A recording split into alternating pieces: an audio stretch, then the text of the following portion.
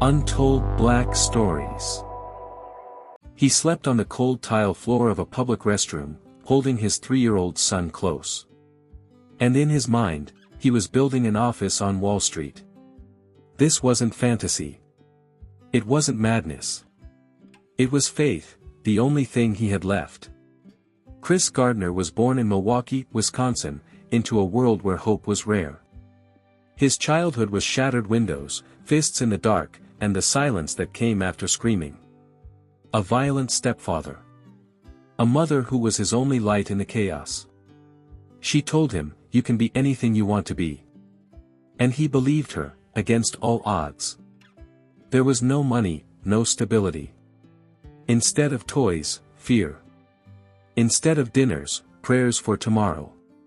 But something inside Chris refused to break. He watched the world and asked himself, why not me? He learned to stay silent when it hurt. Learned to show up in places no one expected him. And dreamed of a life no one around him had ever lived. That dream, to escape the darkness. To show his son another way. To leave behind more than scars and silence. But before that dream could become real, he'd have to fight for it. Without weapons. Without support. Sometimes, without even a roof over his head. Because ahead of him was a choice that would change everything, or break him for good. He never had startup capital. But he had something even more rare, the courage to risk everything for a dream. At the time, Chris Gardner was working at a hospital. He helped transport patients, spoke with doctors, assisted where things were hardest. And it was there he saw them for the first time, portable bone density scanners. The devices looked futuristic, compact, practical, more advanced than traditional X-ray machines. The company that made them promised a revolution in diagnostics. Chris felt it in his gut, this could be it. This could change everything. He began saving money. Sold his car. Borrowed from friends. Cut every personal expense. And one day, he made his move, invested every dollar he had into a shipment of these scanners, hoping to sell them independently. When the boxes arrived, he stood before them with a smile. Not like a businessman, like a father who finally found a way forward. He thought, if I can sell just a few each week, we'll be okay. We'll have a home. Food. Stability. I'll finally be the father I never had. The plan was simple, walk into clinics, demo the product, close the deal. He memorized the manual, practiced his pitch, pressed his shirt. And hit the streets. Reality, however, was cold. Most doctors dismissed him instantly. They didn't want expensive, non-reimbursed devices. Some thought he was a scammer. Others simply shut the door in his face. Weeks passed. No sales. No income. Just pressure. He started selling everything they owned to stay afloat. First the TV. Then the microwave. Eventually, even the furniture. Every cent went into food for his son, and keeping the dream alive. His girlfriend grew distant. One night, after another failed attempt, she looked at him and said, "You sold our life for a bunch of machines no one wants." Chris had no answer. He wasn't dreaming anymore. He was clinging to a dream that was tearing him apart. And then came the moment that shook him to the core. One of the devices went missing. Not misplaced. Not forgotten at a clinic. Stolen, right off the street when Chris turned his back for a moment. He stood there, empty-handed, watching everything fall apart. It wasn't just the loss of equipment. It was the blow to his hope, to the only investment he believed could pull them out. But it wasn't just the machine that disappeared. Something deeper did too. This investment was supposed to be a lifeline. But it turned out to be an anchor pulling him under. Collapse doesn't always arrive with a crash. Sometimes, it comes quietly, through cracks you don't notice until it's too late. After one of the scanners was stolen, Chris didn't fully grasp the depth of the problem. He kept pushing, knocking on more doors, pitching harder. But more and more, those doors stayed shut. Money was vanishing. He began cutting back on everything: food, transport, even basic necessities. Breakfast often meant dry bread and water. Little Christopher would look at him with wide eyes, asking why they couldn't just go to the store like everyone else. But the worst was still coming. His relationship with his girlfriend fell apart. After one final argument, she packed her things. Chris stood in the middle of the room as she pulled her suitcase toward the door without a glance back. "You're killing both of us," she said. And then she left. All that remained was him. And his son. Alone with debts, unpaid bills, an empty fridge, and a fading sense of self-worth. Collectors were calling daily. The landlord threatened eviction. The mailwoman stopped using the mailbox, she just handed him the stack directly. "No point anymore," she said dryly. Then came a moment he would never forget. One day, while carrying the scanner down the street, he stopped at a red light.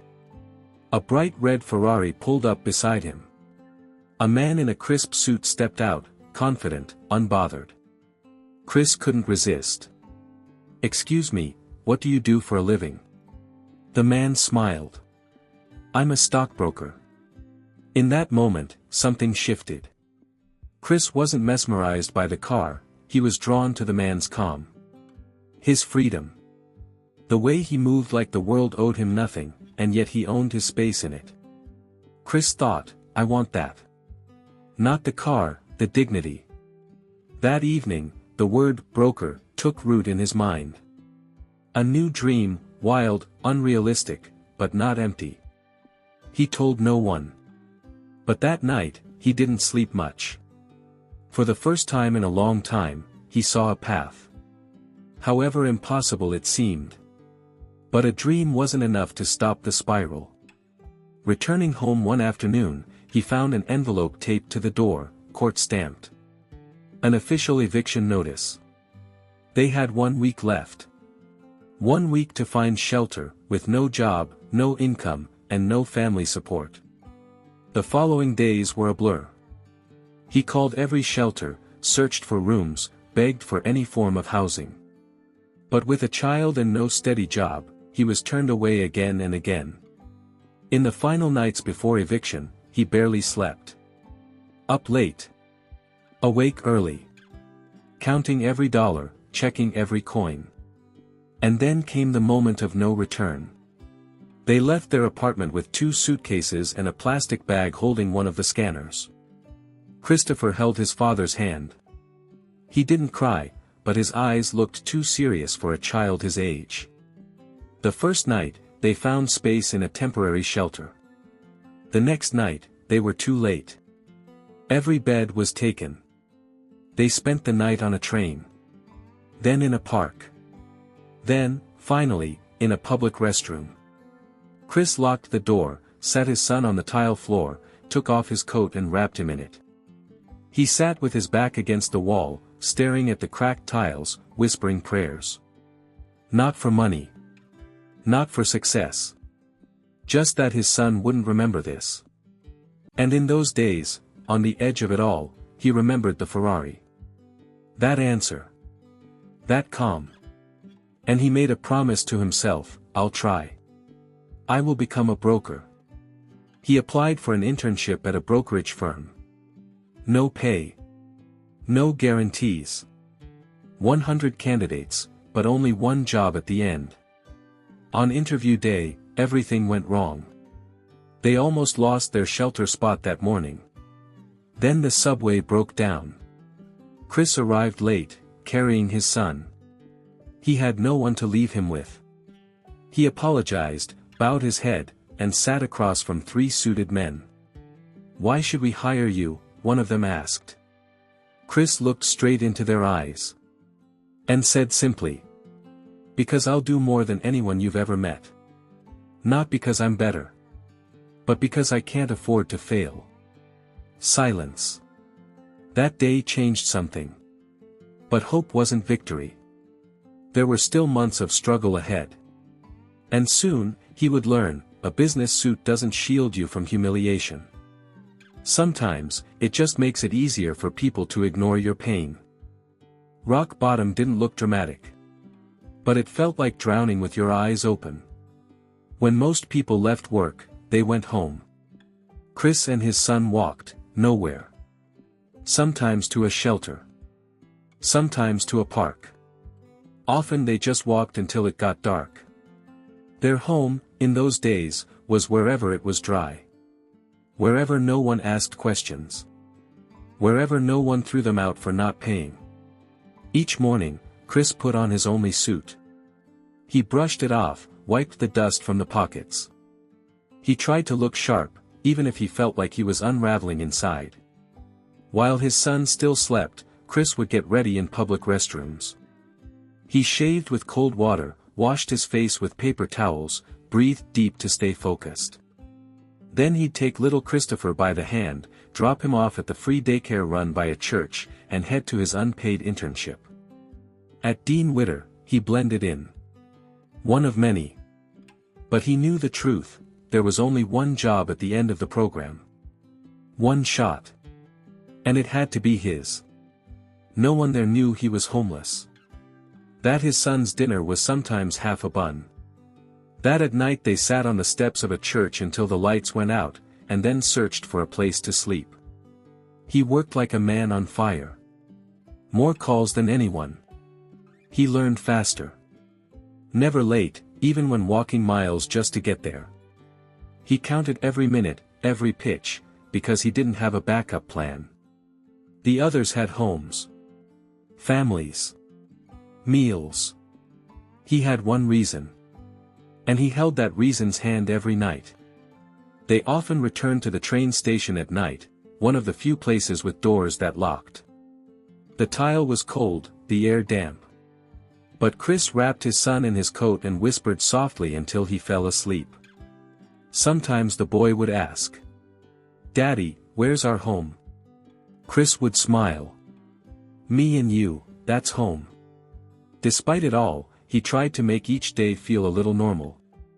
They drew pictures on old newspapers. Read borrowed books from the library. Counted buttons from his pocket instead of toys. When they had nowhere to eat, they went to church kitchens. Stood in lines with others who had nothing. But Chris always stood tall. He never let himself look broken.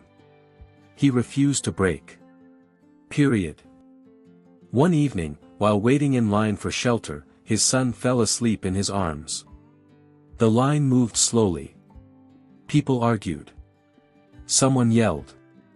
But Chris just sat quietly, rocking his son like a boat in a storm. That night, a thought came to him, if I quit, he dims. If I endure, maybe we make it. It wasn't strategy. It was survival. Then came the night that nearly undid him. He stayed late at the office finishing a report. Rushed across town to get to the daycare. But he was too late. Christopher sat on the floor. A stern woman stood beside him. "We almost called child services," she said sharply. Chris didn't answer. He picked up his son, held him close, and walked out. That night they slept at a bus stop. The wind howled between the panels. He couldn't sleep. It felt like the world didn't see him anymore. Like he'd gone invisible. But he hadn't disappeared. Because next to him was a small heartbeat, fast asleep on his chest. And that heartbeat was enough to get up again the next day. The final month of the internship approached. The pressure was rising. No one said it aloud, but everyone knew, the decision was coming. Chris knew no one would pity him. His story wouldn't save him. Only results. And his only advantage? He had nothing to go back to. But just as the finish line appeared, a new test would cross his path, one that had nothing to do with the stock market. Competition isn't always about others. Sometimes, it's a fight against the version of yourself from yesterday. At Dean Witter, there were many interns. 100 people, all ages, backgrounds, and ambitions. Most had college degrees. Polished shoes. Silk ties. Casual confidence. Chris had no diploma. No tie. No rehearsed elevator pitch. But he had something else, hunger. Not the metaphorical kind. The real kind. The kind that knots your stomach and makes you sit still so it doesn't growl in meetings. And that hunger whispered, work. You can't afford to lose. The internship didn't pay. In return, it offered experience, and a single shot at a full-time job. 1 contract. 99 rejections. Every morning, Chris arrived earlier than anyone. Sometimes wiping his hands on his pants because he didn't have soap.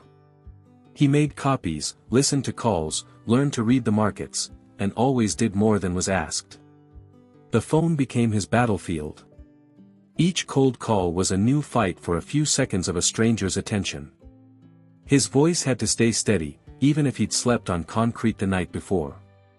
Some days, he made over 100 calls.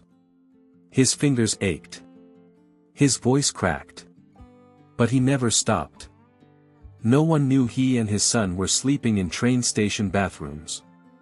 That he washed his shirt in public sinks and dried it by wearing it. That he entered the office each morning looking composed, but living on the edge of collapse. He smiled. Took notes. Studied. And said nothing. The worst happened one morning. He overslept. For the first time in weeks. He hadn't heard the alarm, too exhausted, too drained. The shelter had been loud and damp.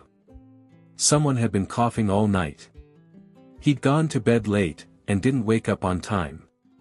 Panicked, he dressed his son, rushed out, and ran to the daycare. The staff looked at him like he was a threat.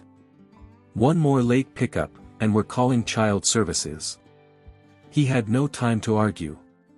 He nodded, breathless, and ran toward Dean Witter.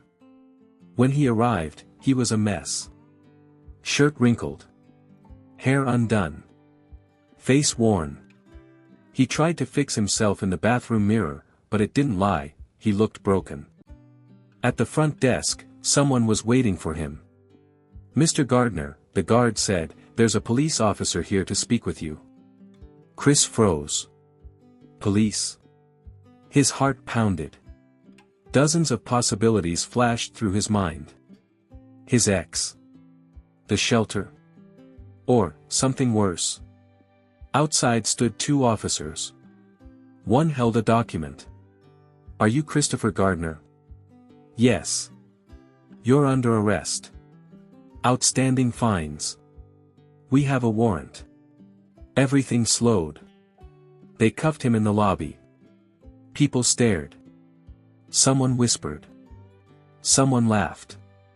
To them, he was a criminal. Just another black man being let out. Chris didn't resist. He closed his eyes. And thought about his son. Thought about how he wouldn't be able to pick him up that evening. How this moment, might be the one that ruins everything. The one that ends the climb. His chance at a new life, slipping away with the sound of clicking handcuffs. Dreams. The night in the holding cell passed slowly. Cold floor, metal bench, the scent of fatigue and hopelessness. Chris sat in the corner, pressed against the wall, thinking about one thing, how this would all end. The fines that led to his arrest were old, unpaid parking tickets from the days when he simply couldn't afford to pay them. He kept putting them off, waiting for later. But in his life, later never got easier.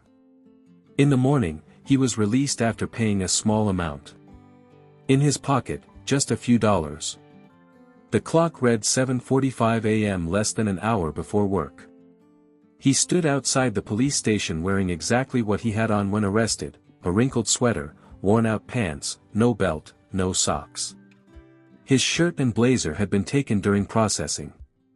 Getting them back would require paperwork, and time he didn't have.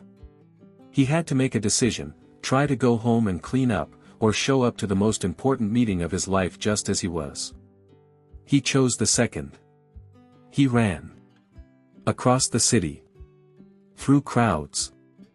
Past the eyes of strangers who looked at him and saw someone he wasn't. He entered the office out of breath, in pants held up by one hand, and a t-shirt that clearly didn't belong in a brokerage firm. 3 men in suits looked up. One of them, a partner at the company, glanced at the others and said, "I have just one question for you, Mr. Gardner." "Yes, sir." "If you had to show up to the most important interview of your life, dressed like this, what would you say?" Chris paused. "I'd say I must have had some pretty serious reasons to come in like this. But I'm here. Because I want this job more than anyone else in this city." Silence filled the room. He didn't know how they took it. Didn't know if this was the end, or the beginning. But he spoke the truth. And that truth was the only thing holding tighter than hope. He walked out of the room unsure of what came next. Carrying a suitcase of dreams that hadn't had working wheels in years, but still somehow rolled forward. And a few days later, the phone would ring. But not with the news he was expecting. And not for the reason he hoped. The morning was quiet. Too quiet. Chris walked to work slower than usual. Not because he was tired, fatigue had long become part of his daily life, but because today was the final day. 6 months of interning. Hundreds of hours, thousands of calls, countless sleepless nights. And now, everything came down to a few seconds of someone else's decision. He would either be chosen, or not. He had no right to ask questions. But with every move, every word, he tried to show that he deserved the chance. Yesterday, they had their final evaluations. He hadn't missed a single number in his report. His delivery was clean, clear. But he'd noticed, some other interns looked sharper, spoke more confidently, had connections. Chris had only results. And a little boy who waited for him every night to fall asleep on his shoulder. After work, they met in the park. Little Christopher held an old toy, a dinosaur with a broken tail. "Daddy, did we win?" Chris knelt beside him and smiled. "I don't know yet, son." And in that moment, he felt it, he had no more strength left to win. But he had no right to stop. The next morning, the phone rang. The same phone that usually stayed silent when answers were needed most. "Mr. Gardner." The voice was official. Measured. His heart clenched. "You're expected at 10 o'clock. 9th floor. Conference room." He arrived early. Sat on a chair outside the office. His suit was still damp from the night before, he'd washed it by hand. The door opened. "Come in." He stepped inside. 3 men were seated. One of them smiled and said, "We just have one question for you." Chris nodded silently. "Do you know why we really called you in today?" And the answer he'd hear, would change everything. When Chris entered the room, his heart was beating so loud he could barely hear the words. 3 men sat at the table. One flipped through a folder. Another stared him directly in the eyes. The third smiled gently. "Mr. Gardner," one of them began, "this wasn't an easy decision. Choosing one person out of 100 is never simple." Chris said nothing. His fists clenched silently in his pockets. "But we've decided," the other continued, "that the person we're hiring, is you." Silence.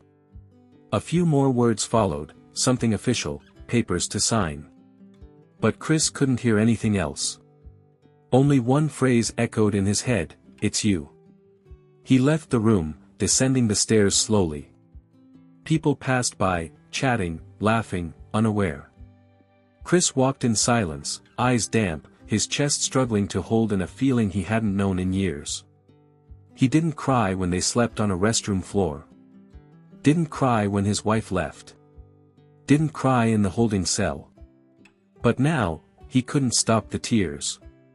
Outside, he paused, lifted his face to the sky, and smiled. No one on the street knew why this man was standing there with tears on his cheeks. But he knew. It was a moment of happiness. Not loud. Not sudden. But quiet, earned, and deeply human. That evening, he picked up his son from daycare. He knelt, looked him in the eyes, and whispered, "We won." Little Christopher hugged him tightly, not fully understanding the meaning, but sensing something had changed. His father wasn't broken anymore. The years that followed were still challenging, but no longer hopeless. Chris climbed the ranks.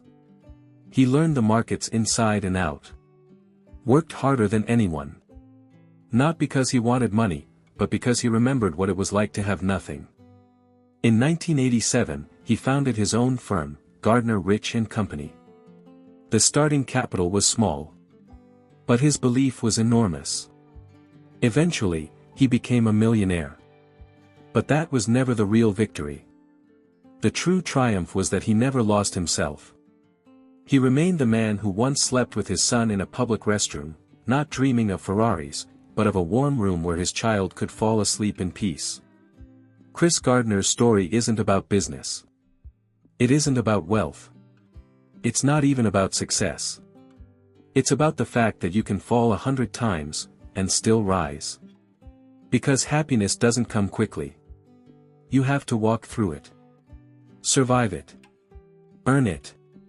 Only then, does it come. Thank you for watching. If this story moved you, drop a comment and hit that subscribe button. We're building something real, and we can't do it without your help. More untold stories are coming.